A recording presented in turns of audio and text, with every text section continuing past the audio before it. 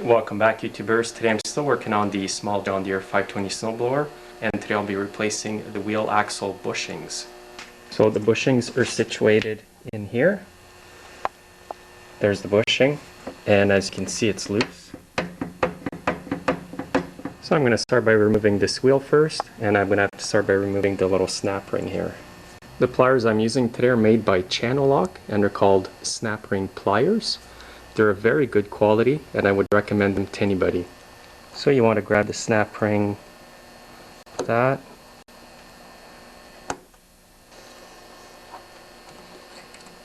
Get it off.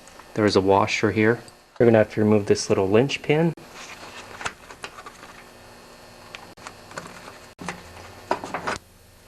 And now you can simply twist the wheel off. Now there's a washer here you need to remove. Now here's the bushing that we're going to be replacing, and this is it on the inside here.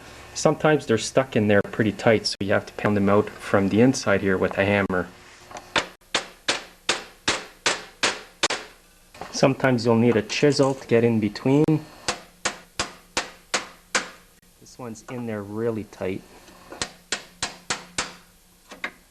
It's a good idea to wear safety glasses when you do this. And there we go. And that's what it looks like when it's off. Here's the old bushing. You'll notice when they're worn out, they're a bit egg-shaped. They're oval instead of being perfectly round inside. Now this bushing is part number 7410490, and it's an MTD part. If your shaft here has a lot of rust, you can wire brush it off.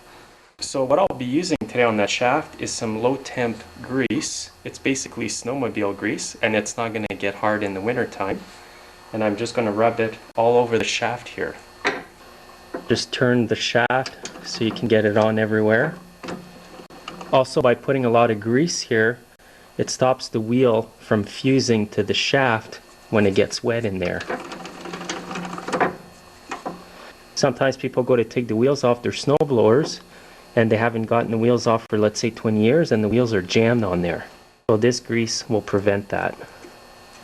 So now the shaft's going to be nice and greased for our new bushing. Just slide it in there.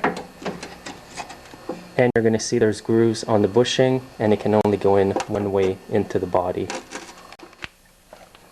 So now gently tap the bushing in. If it won't go in too easy, don't tap too hard because you don't want to break the ridges here. I'm just going to insert a bar over the shaft and then tap it in.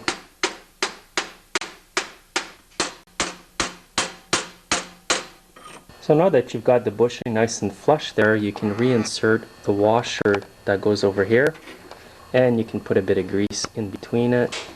Just slide it in there. I'm just going to add a bit more grease because all the grease got pushed in by the bushing going in.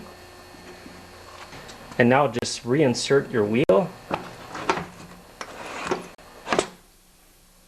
Now you want to line up the hole on the wheel to the second hole on the shaft there. I'm going to put a bit of oil in there as well. And now insert the linch pin.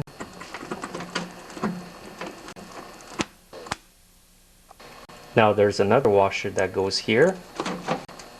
And now the snap ring goes in.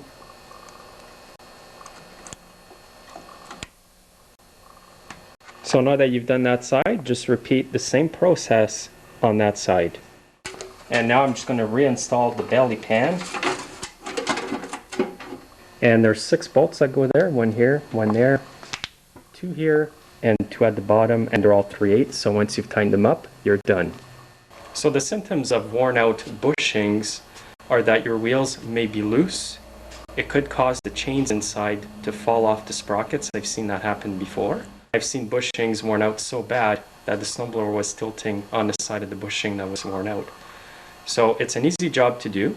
Anybody watching this video will be able to do it. Save yourself a lot of money. Try to do it yourself. See you next time.